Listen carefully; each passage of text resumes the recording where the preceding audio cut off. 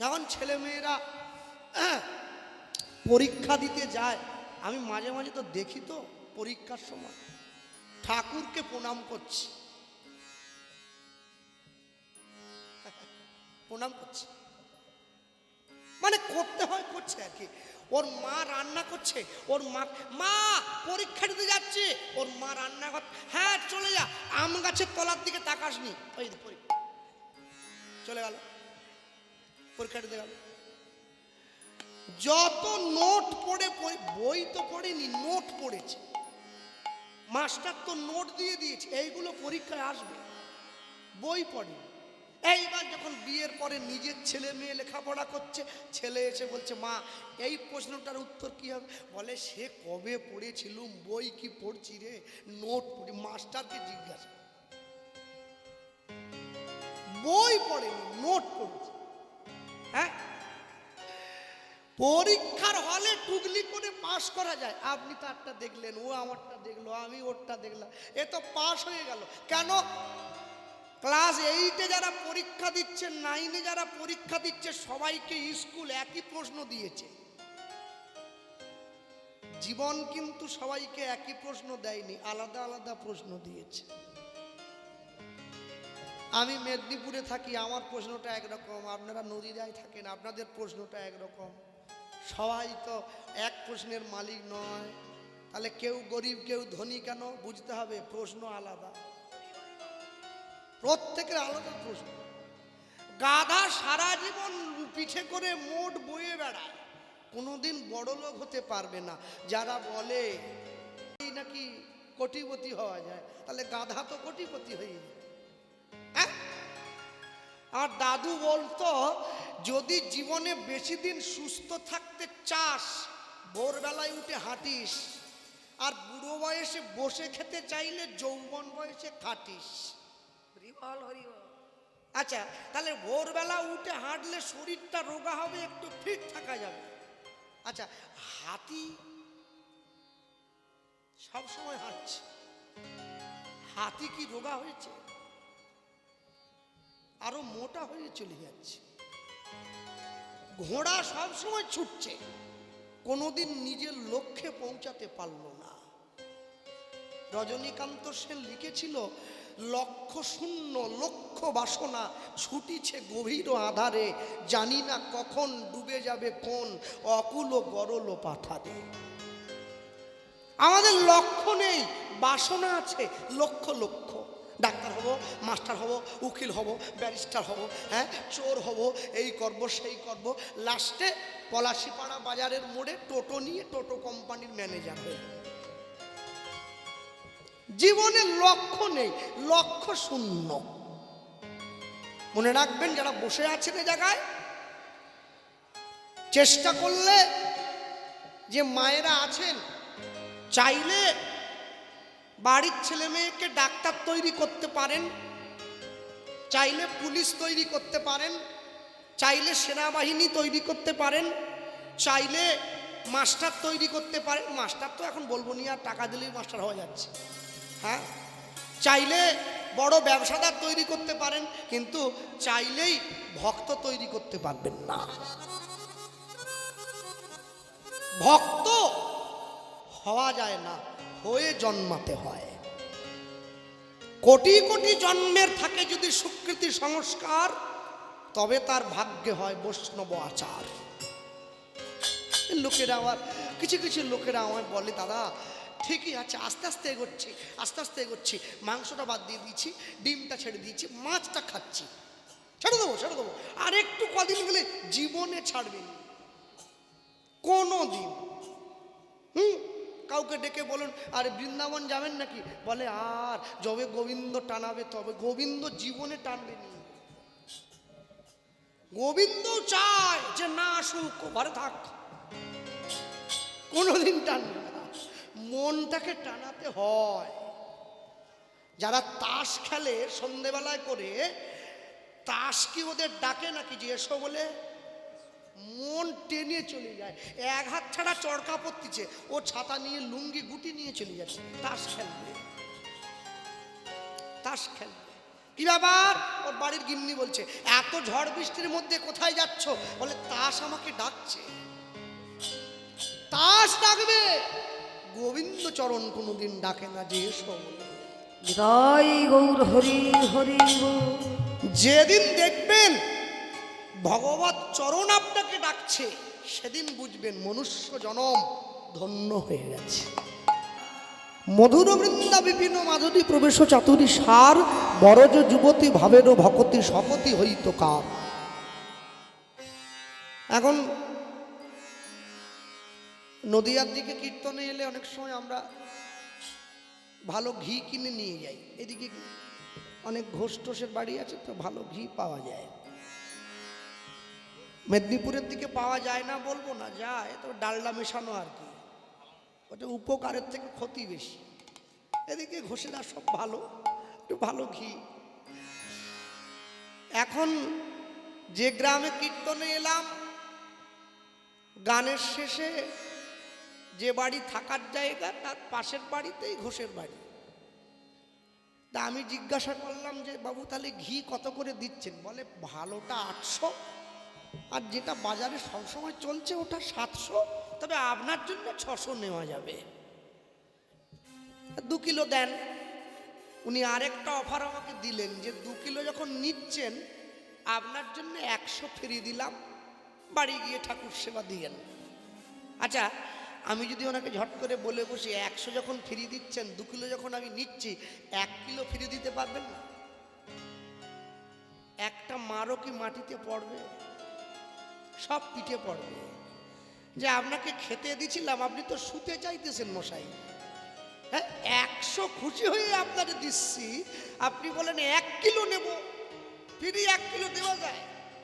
কত টাকা লাভে ব্যবসা নাকি? তাহলে আমি যদি নদীয়ার থেকে বৃন্দাবনে গিয়ে বৃন্দাবনের ব্রজগোপীদের কাছে গিয়ে বলি তোমাদের বৃন্দাবনে আমি থাকবো, বলে থাকুন। আচ্ছা, কিছুদিন প্রসাদ পাবো, বলে পান। এইবারে 20 দিন থাকার পর যদি বলি তোমাদের বাড়ির যে রাধা গোবিন্দ আছে ওকে বৃন্দাবন থেকে আমার নদীয়ায় নিয়ে যাব, আমি বললেই দিয়ে দেবে নাকি? আমার বাড়ির আবদার। কৃষ্ণ যদি ছুটে ভক্তে ভক্তি মুক্তি দিয়া, প্রভু প্রেম ভক্তি না দেয় রাখে লুকাইয়া। ভগবান সব দিয়ে দেয়, কিন্তু ভক্তি কাউকে দেয় না। কেন? ভক্তি তো ভগবানের কাছেই নাই, ওটা তো ধার করা। ভক্তি রাধারানীর কাছে আছে, ওখান থেকে ভগবান নেয়, সেখান থেকে মানুষ পায়। মনে রাখবেন, যারা বসে আছেন আজকে এই স্থানে বসে ভগবানের কথা শুনছেন, সব থেকে আশ্চর্য কি জানেন? ভালো করে চিন্তা করে দেখুন, আজকে আমরা মায়ের পুজো উপলক্ষকে কেন্দ্র করে হরিনাম শুনতে বসেছি, আয়োজনটা হয়েছে সেইটা কেন্দ্র করে। আচ্ছা বলুন, সরস্বতী বিদ্যার দেবী, আমি দেখতে পেলাম অনেক জায়গাতেই দেখছি, পুজোর দিনও আমাদের কীর্তন ছিল। সরস্বতীর পোশাক হচ্ছে সাদা, মা সাদা শাড়ি পরেন, লাল পাড় দেওয়া। মায়ের বাহন শ্বেত রাজহংস। কেন? হাঁস কেন? দেখবেন রাজহাঁসেরই ক্ষমতা আছে, দুধ আর জলটা একসঙ্গে করে দিলে ঠোঁটের তলা দিয়ে জলটাকে আলাদা করে দেয়, দুধটা খেয়ে নেয়। যারা জ্ঞানী ব্যক্তি হয় তারা এই বিরাট বড় অজ্ঞানের জগৎ থেকে জ্ঞানটাকে গ্রহণ করে, অজ্ঞানটাকে দূরে ছুঁড়ে ফেলে দেয়। মায়ের পোশাক সাদা কেন? জ্ঞানের রঙই হচ্ছে সাদা। যারা সাধু সন্ন্যাসী হয় তারা বেশিরভাগ সময় যখন ব্রহ্মচারী অবস্থায় থাকে সাদা পোশাক পরে। হ্যাঁ, কেন পরে বলুন? তখন জ্ঞান অর্জন করছেন। সাদা পোশাক, সাদা শুভ্রতার প্রতীক, সাদা পবিত্রতার প্রতীক। মানুষ যখন মারা যায় তাকে সাদা কাপড়ে ঢেকে দেওয়া হয়। কেন? তিনি শান্তির জগতে চলে গেলেন। না না, তা বলে এটা ভাববেন না যারা পার্টির নেতা হয় ওরাও তো সাদা পাঞ্জাবি পরে, আমি সেটা বলি।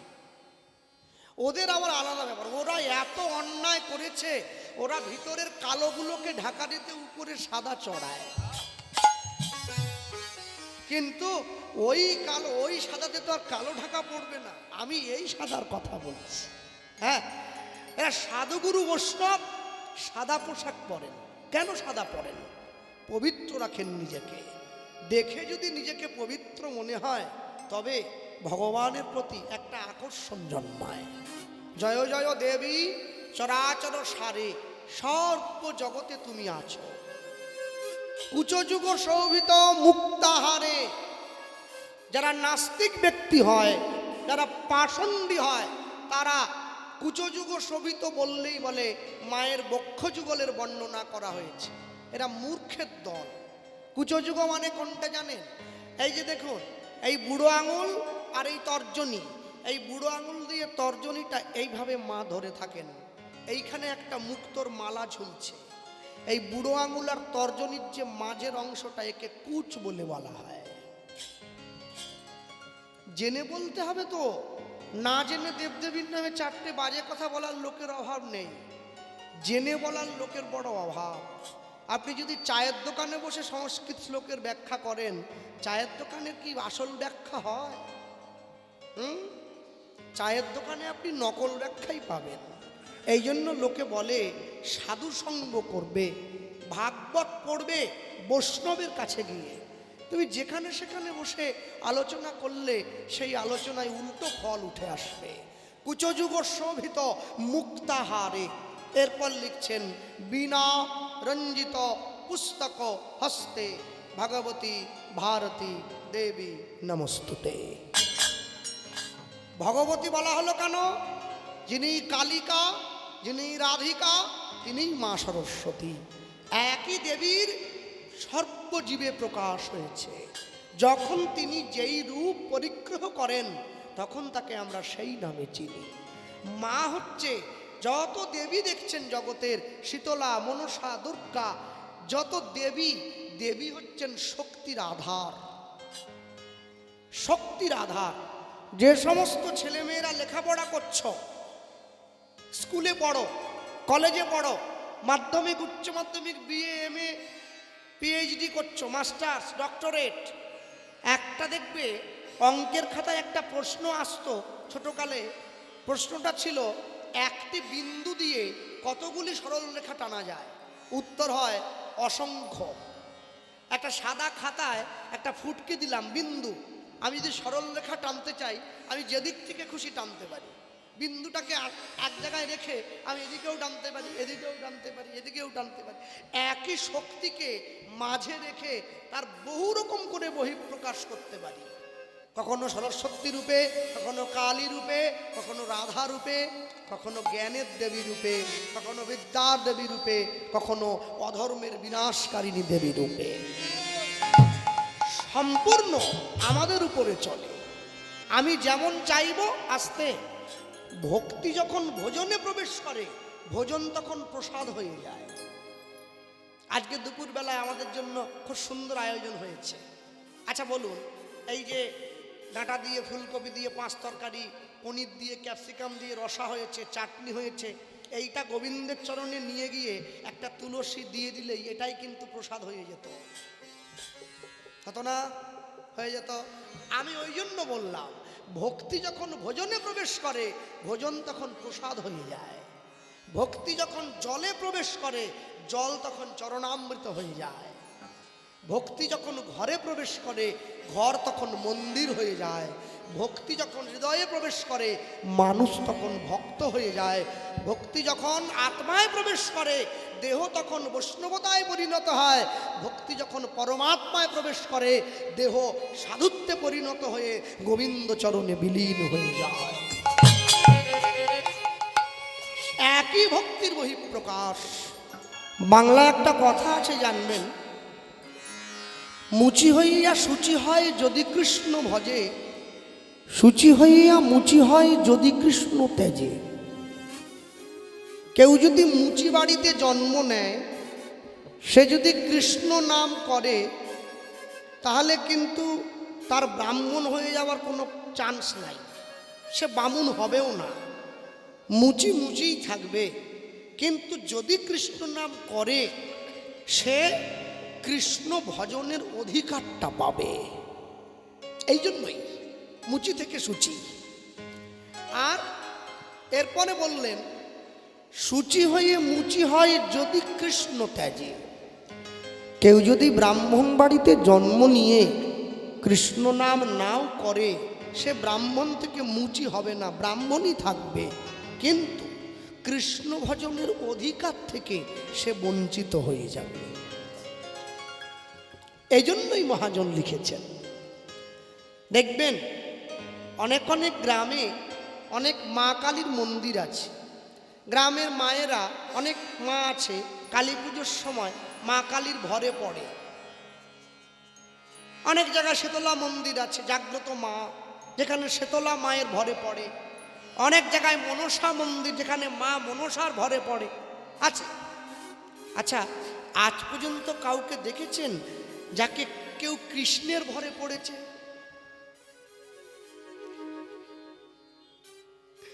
কেউ চৈতন্য মহাপ্রভুর ভরে পড়েছে?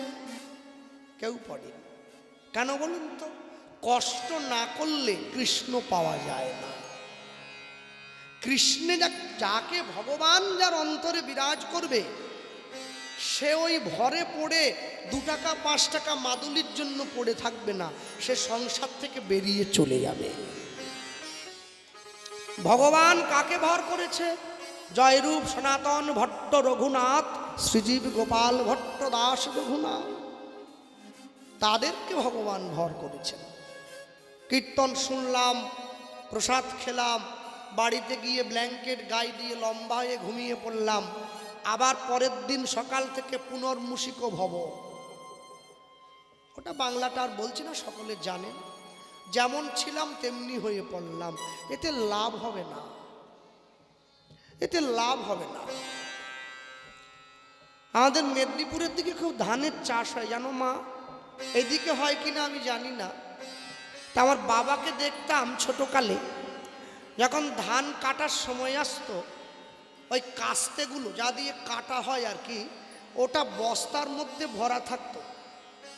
ঠিক ওই ধান কাটার 15-20 দিন আগে ওই বস্তাটা বের করে মুখটা খুলে দেখতো বোঁতা হয়ে গেছে।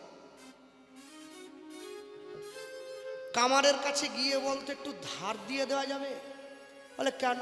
বলে ধান কাটতে হবে তো, সময় এসে গেছে। কামার একটু ধার দিয়ে দিত, আবার বলে দিত ধান কাটতে কাটতে আরো ধার বেড়ে যাবে। কিন্তু আপনারা একদিন হরিনাম শুনবেন সরস্বতী পুজোকে কেন্দ্র করে, তারপরে কীর্তন হয়ে যাওয়ার পরে আবার হরিনামকে বস্তায় ঢুকিয়ে রেখে দেবেন, আবার 1 বছর পরে আবার পুজো, আবার বস্তা খুলে হরিনাম বের করলেন, ও তো বোঁতা হয়ে গেছে। মাঝে মাঝে এই গত বছর কে একজন এসেছিল, সে একটু ধার দিয়ে চলে গেছে। এবছর আমি এসছি, আমি একটু ধার দিয়ে যাচ্ছি, আবার সামনের বছর যে আসবে ওটা দিনা 15 থাকে আর কি, তারপরে আবার বস্তায় চলে যায়। আমি বলি প্রত্যেক দিন একটু করে ধার দেন না, 10-5 মিলি নিজ দুয়ারে বসিয়া কীর্তন করিবে সবে হাতে তালি প্রত্যেক দিন। আরে গরম লোহাটাকে যেমন খুশি মাখানো যায়, ঠান্ডা হলে কি মাখানো যায়? নাম যতক্ষণ চলবে যেদিকে নিয়ে যেতে চাইবেন সেই দিকে যাবে। বুড়ো বয়সে লোহা না, সরি, দেহ তো শক্ত হয়ে গেছে, আর হরি বল উচ্চারণ হয় না, বলে হদি বল, হাওয়া বেরিয়ে যাচ্ছে। এখন থেকে একটু বলা অভ্যাস করো মা। হ্যাঁ, জি বাংলা স্টার জলসা বাদ দিয়ে দাও, একটু হরি নাম করো। আমি বলছি জীবনে সব পড়ে থাকবে গো, চলে যেতে হবে। এমনও মানুষ আছে যে রাস্তা দিয়ে চলে গেলে মানুষ তাকে ফুল ছড়িয়ে নিয়ে যায়, এটাও মানুষ। এমনও লোক আছে যে রাস্তা দিয়ে চলে গেলে লোক তাকে ডেকে বলে ওই চোর, এটাও মানুষ। আপনাকে ঠিক করতে হবে আপনি চোর ডাক শুনবেন না সাধু ডাক শুনবেন। তবে হিন্দু বাঙালিদের ব্যাপারটা আলাদা।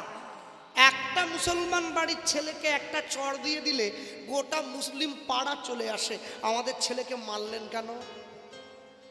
একটা হিন্দু পা ভেঙে পলাশিপাড়া রাস্তার মোড়ে পড়ে থাকলে ওকে বাঁচাবার জন্য কেউ ছুটে যায় না, বাকিরা দূরে দাঁড়িয়ে মজা দেখে। এটাই তো সনাতন ধর্মের পতনের বড় কারণ। আমাদের একতা নষ্ট হয়ে গেছে, একতা শেষ। আমি বড় বাড়ি করেছি, আমি চাই এ গ্রামে কেউ যেন আর দ্বিতীয় আমার মতো বাড়ি করতে না পারে। ভগবান জীবনে দুবার হাসে, কখন জানো? যখন নার্সিংহোমে গিয়ে রুগীর সামনে দাঁড়িয়ে ডাক্তার বলে আপনার কোনো চিন্তা নেই, আমি যখন আছি আপনি বাঁচবেন। ভগবান হাসে ডাক্তারের দিকে তাকিয়ে, বলে হ্যাঁ গো ডাক্তার, তুমি যে ওকে বাঁচার গ্যারেন্টি দিচ্ছ, তুমি নিজে কতক্ষণ বাঁচবে সে গ্যারেন্টি কে দেবে? আরেকবার হাসে, কখন জানো? যখন দুই ভাই ফিতা ফেলে জায়গা ভাগ করে, তোর 5 কাঠা আমার 5 কাঠা। ভগবান হাসে, কার সম্পত্তি ভাগ করতেছে কারা? জায়গা আমার আছে, না বলবো না, 3.5 হাত। তাও যদি মানুষের মতো মানুষ হয় ছেলেটা, ও দেবে, না হলে টেনে ফেলে দেবে। বলে ও বাপকে চিনিনি, মরে গেছে, বাদ দাও। জীবন বড় অদ্ভুত, কেউ তোমার হয়ে করে দেবে না। শঙ্করাচার্য লিখেছিলেন, যাবৎ বৃত্ত পার যেন শক্ত, তাবন নিজ পরিবার দত্ত, তদনুচ জরয়া জর্জর দেহে, বার্তাং কোপিনা পৃচ্ছতি গেহে। যাবৎ বৃত্ত পার যেন শক্ত, যে কদিন পর্যন্ত তুমি অর্থ উপার্জন করতে পারবে সেই কদিন সংসার তোমায় ভালোবাসবে। যেদিন তুমি সংসারকে দিতে পারবে না, তোমার দেহ জরাজীর্ণ হয়ে যাবে, কেউ ডেকেও খোঁজ নেবে না, বাবা কেমন আছো, মা কেমন আছো। এটা সংসার। আচ্ছা, যে মায়েরা পিছন দিকে দাঁড়িয়ে আছেন, আমার খুব একটা ভালো লাগছে না, জায়গা তো আছে, চলে আসুন না। এই যে এখানে, আরে চিন্তা করতে হবে না, বাড়ি চলে গেলে বলবো নি কেন যাচ্ছ। পিছনে দাঁড়াবার সুবিধে অনেক জানো বাবা, যখন তখন ফুট করে চলে যাওয়া যায়। সামনে বসলে আবার হয় না, উঠে গেলে লোকে মুখের দিকে তাকায়, বলে চলে যাচ্ছে। এসো এসো সোনা মা আমার, এসো সামনে এসো। হ্যাঁ সামনে জায়গা আছে, চলে আসুন, আসো আসো আসো। কমিটি আয়োজন করেছে এত কষ্ট করে, মা এসো, চলে এসো। হ্যাঁ, তোমরা দাঁড়িয়ে থাকলে মনে হবে যে আমি দেখতে ভালো না, দূরে দাঁড়িয়েছি। এসো, চলে এসো। আরে দেখতে খারাপ হয়েছে তো কি, 3 ঘন্টার তো ব্যাপার। হ্যাঁ এসো, সামনে এসো সবাই, চলো। ভগবানকে ভালোবাসতে গেলে কষ্ট করতে হয়। কিরকম? হরিসভায় বসে খুব সুন্দর সময়ে কীর্তনটা শুরু হয়েছে। সান্ধ্যকালীন কীর্তনে আমাদের আস্বাদিত গীতব্য লীলা মাধুর্য যা শুনছি আমরা, পরম কৃষ্ণ ভক্ত, কৃষ্ণ অনুরাগী বৈষ্ণব মহাজন ছিল প্রেমানন্দ ব্রাহ্মণের জীবনী কথা। আস্তে আমি একটুখানি বলি, মন দিয়ে আস্বাদন করবেন সকলে। আর মায়েদের উদ্দেশ্যে বলবো, কথা বলো না মা, সকলের কাছে পায়ে ধরে অনুরোধ, কথা না, কথা বলবে না। কাশীধাম, যেখানে দেবাদিদেব মহাদেব রয়েছেন, এই কাশী থেকে 10 কিলোমিটার ভিতর দিকে গেলে একটা গ্রাম আছে, যে গ্রামটার নাম হচ্ছে মেধাগ্রাম। এই মেধাগ্রামে পণ্ডিত মানুষজনের বসবাস। পণ্ডিত কাকে বলে? যারা পাণ্ডিত্য করে, শিক্ষা দান করে। বা এই মেধাগ্রামের একজন পণ্ডিত ব্যক্তি, যার নাম হরিদাস। হরিদাসের স্ত্রীর নাম সুদেবী। এই হরিদাস এবং সুদেবীর ঘরে একমাত্র সন্তান, যার নাম প্রেমানন্দ। নামটা কত সুন্দর দেখেছেন, প্রেমানন্দ। যে সব সময় প্রেম নিয়ে আনন্দে থাকে তার নাম প্রেমানন্দ। আমাদের নাম কুত্তার নামে মানুষের টম রম ঝম কম এইসব নাম এখন নাম দিচ্ছে লোকে। কি সুন্দর নাম দিয়েছে প্রেমানন্দ। অজামিল যদি নারায়ণের নাম বলে একবার মাত্র জমের ভয়ে ডেকে মুক্তি লাভ করে যেতে পারে, তারপরেও মায়েরা ছেলেদের নাম দিচ্ছে কি করে এই সমস্ত উদ্ভট নাম। ভগবানের নামে নাম দাও শ্যামসুন্দর, মেয়ে হলে রাধারানী। নামটা শুনলেই অন্তরটা তৃপ্ত হয়ে যায়। হ্যাঁ, বাল্যকালে ভজে কৃষ্ণ আসে কি না আসে, যৌবনকালে ভজে কৃষ্ণ পাওয়ারও তর আসে, আর বৃদ্ধকালে ভজে কৃষ্ণ জমেরও তর আসে। বাল্যকাল থেকে ভজন করবে, বৃদ্ধ বয়সে জমের ভয়ে ভজন করলে হয়, বাল্য থেকে ভজন করবে। প্রেমানন্দের বাবা প্রেমানন্দের কাছে গিয়ে জিজ্ঞাসা করছে, হ্যাঁ রে বাবা, বলো বাবা। হ্যাঁ প্রেমানন্দ, হ্যাঁ বড় হয়ে কি হতে চাস? প্রেমানন্দ উত্তর দিচ্ছে, বড় হয়ে আমি তোমার থেকেও পণ্ডিত হতে চাই। বাহ, ছেলেটাকে ভালো বলতে হয়। বাবা, এ বাবা শোন প্রেমানন্দ, আগেকার দিনে নিয়ম ছিল ছেলেমেয়েরা পড়াশুনো করতে গেলে গুরুদেবের আশ্রমে থেকে লেখাপড়া করতে হতো। জীবনের 4টে ধাপ, ব্রহ্মচর্য, গার্হস্থ, বানপ্রস্থ, সন্ন্যাস, 4টে ধাপ মিলিয়ে নেন। 10 বছর বয়স থেকে 25 বছর পর্যন্ত ব্রহ্মচর্য, 25 থেকে 45 পর্যন্ত গার্হস্থ, 45 থেকে 55 পর্যন্ত বানপ্রস্থ, 55 পরে সন্ন্যাস। 10 থেকে 25 ঊর্ধ্বলিঙ্গ ঊর্ধ্বজনী ঊর্ধ্বরতি হয়, ঊর্ধ্ব না হইলে জীবে যাবে জমালয়। পুরুষের লিঙ্গ হয় মস্তকের মণি, তা লইয়া করে খেলা দেবপদ্মজনী। শ্রী রাধিকা হয় তার প্রেমের মহাজন, সেই মানুষের বাড়ে ওজন, তাকে বলে মহাজন। হ্যাঁ, এর থেকে ভেঙে আমি বলতে পারবো, এরা জ্ঞানী গুণীজন আছেন বুঝে। 10 থেকে 25 চলে গেল। 25 থেকে 45 গার্হস্থ, সংসারে আসবে, বিবাহ করবে, নিজ স্ত্রীকে দিয়ে সন্তানের জন্ম দেবে। নিজ স্ত্রী ছাড়া জগতের বাকি নারীকে মাতৃজ্ঞানে সম্মান করবে, ভবিষ্যতের জন্য সঞ্চয় করবে, প্রত্যেক দিন হরিনাম করবে, রোজগার করবে, সৎ পথে জীবন অতিবাহিত করবে। গার্হস্থ। 45 থেকে 55 বানপ্রস্থ, নখ বড় রাখবে, চুল দাড়ি বড় রাখবে, জল ছেঁকে খাবে, স্ত্রীর সঙ্গে কথা কম বলবে। মেয়ে যদি উপযুক্ত হয়ে যায়, নিজের কন্যার সঙ্গে বাবা হলেও নির্জনে কথা বলবে না।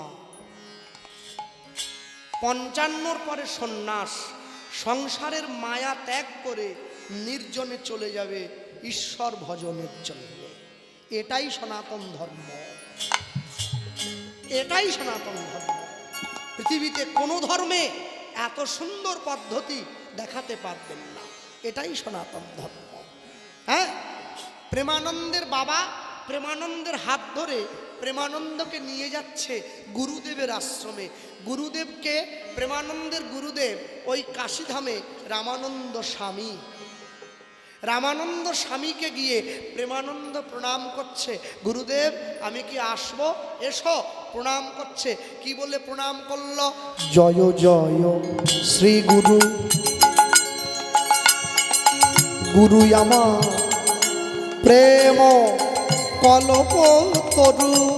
উলুধ্বনি হরি হরি বল। জয় জয় শ্রী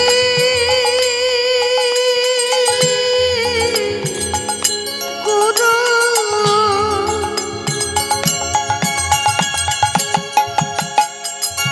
গুরু আমার প্রেম কল্প তরু। জয়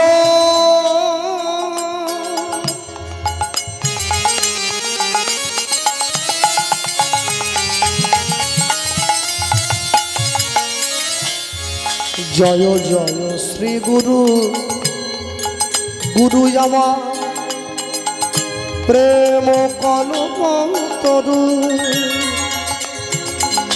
জয় জয় শ্রী গুরু, গুরু আমার প্রেম কল্পতরু। বড় অদ্ভুত যাক পরকাশ, অদ্ভুত যাক পরকাশ, বড় অদ্ভুত জগ পরকাশ,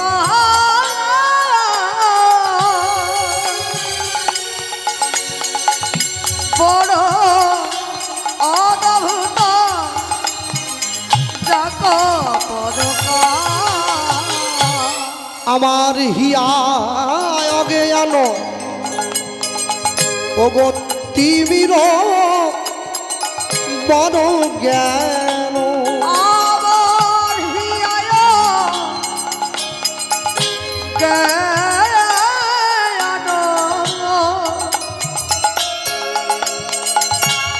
ত্রিবির বড় জ্ঞান। জ্ঞান সুচন্দ্রকে রণে করুণা, জ্ঞান সুচন্দ্র কি, সুচন্দ্র কি রানে করুণা। আমার অজ্ঞান আধার দূর করেছে। আমার তারা একটা ছোট আসনকে এইখানটা দেওয়া যায় বাবা, এই জায়গাটা একটা চটচট, বাবারা দাঁড়িয়ে যাচ্ছে ওইদিকে মায়েরা, আরেকটু প্যান্ডেলটা বড় হলে ভালো হতো সবার জন্য। হ্যাঁ, আমার অজ্ঞান আধার দূর করেছে। আমার তারা অজানা দুর্গ দূর করেছে। ওগো জ্ঞানের বাতি জ্বালায়ে দিয়ে আমার অজানা দূর করেছে। আমার পরম দয়াল শ্রী গুরুদেব দূর করেছে। আমি তোমার চরণে শরণ নিলাম। দূর করেছে। আমায় চরণ তলে আশ্রয় দিও, দূর করেছে। আমায় চরণ ছাড়া করো না গো। দূর করেছে। বলিও গো আমার শ্রী গুরুদেব, দূর করেছে। আমি তোমার চরণে শরণ নিলাম। হরি হরি বল, হরি বল। করেছে তোমার চরণ শরণ অজ্ঞানাধার দূর করেছে। আমার অজ্ঞানাধার দূর করেছে। জ্ঞান সুচন্দ্রকে রণ করুণা, সুচন্দ্র কি রাধে করুণা। গুরু ব্রহ্মা গুরু বিষ্ণু গুরু বিষ্ণু গুরুদেব মহেশ্বর, মহেশ্বর গুরু সাক্ষাৎ পরম ব্রহ্ম, ব্রহ্মা তস্मै শ্রী গুরবে নমঃ। তস্ময়স্তি তস্ময় শ্রী গুরবে নমঃ নমঃ। প্রেমানন্দ গুরুদেবের চরণে প্রণাম করে উঠে দাঁড়িয়েছে। গুরুদেবের চরণে প্রণাম করে উঠে দাঁড়াবার পর গুরুদেব প্রেমানন্দের হাতটা ধরে বলছে, হ্যাঁ রে প্রেমানন্দ, তুই যে আমার সামনে দাঁড়িয়ে এত ভালো ভালো কথাগুলো বললি, সত্যি কথা বলতো বাবা, এই কথাগুলো তোকে কে শিখিয়েছে? এইটুকু ছেলে তুই? গুরুদেব, কেউ আমাকে শেখায়নি। কেউ যদি না শেখায় তাহলে বললি কি করে? আপনাকে দেখে আমার বড় ভালো লেগেছে তাই বললাম। যাকে দেখিলে মুখে আসে কৃষ্ণ নাম, জানিবে সেই বৈষ্ণব, তাকে করিবে প্রণাম। আপনাকে দেখে আমার বড় ভালো লেগেছে গুরুদেব, আমি তো তাই জন্যে আপনাকে প্রণাম করলাম। বাহ, তা হ্যাঁ রে বাবা, তুই কি আমার আশ্রমে থাকবি? হ্যাঁ গুরুদেব, আমি কাজ করতে পারি, আপনি যা বলবেন আমি তাই করব। আচ্ছা তবু তুই একটু বল, তুই কি কাজ করতে পারিস? যেই বলেছে অমনি প্রেমানন্দ বলছে, গুরুদেব আমি আমি আমি গোবিন্দের জন্যে ঠাকুরের বাসনটা মাজতে পারবো, আমি ঠাকুরের জন্য মালা গাঁথতে পারি, আমি ভগবানের মন্দিরটা পরিষ্কার করতে পারি, আমি গোবিন্দের জন্য ফুল তুলতে পারি। গুরুদেব প্রেমানন্দের হাতে, প্রেমানন্দের দিকে ভিক্ষার ঝুলিটা বাড়িয়ে দিয়ে প্রেমানন্দকে জিজ্ঞাসা করছে, ভিক্ষা করতে পারবি?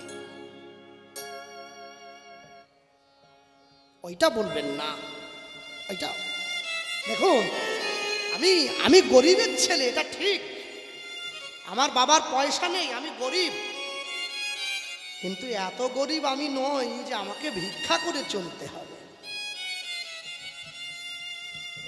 রামানন্দ স্বামী জিজ্ঞাসা করছে, জীবনে ভিক্ষা করেছিস?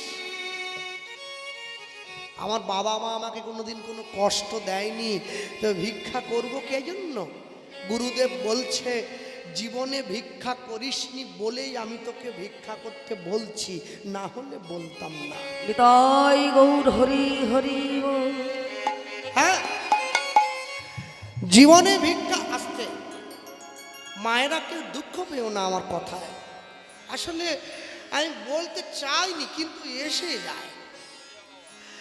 মেয়েরা যখন বাবার বাড়িতে থাকে, বাবা গরিব হলে মেনে নেয়, স্বামী গরিব হলে মানেনি কেন?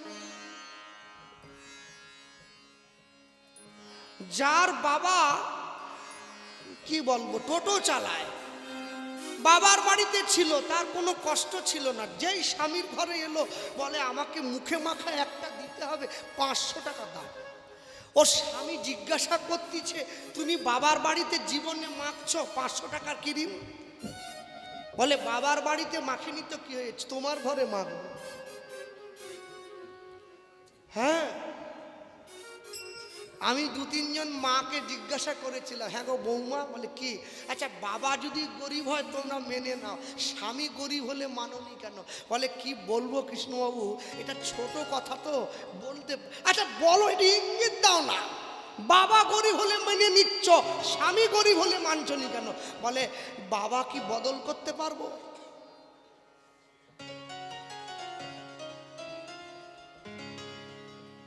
যে ঘরে জন্ম হয়ে গেছে, গরিব বাবার ঘর, ও বাবা কি বদল করা যায়? যায় না। কিন্তু যদি চাই স্বামী বদল করে ফেলতে পারি। এজন্য গরিব স্বামী মানব না, স্বামী বড়লোক চাই। বাবা গরিব হোক ক্ষতি নাই।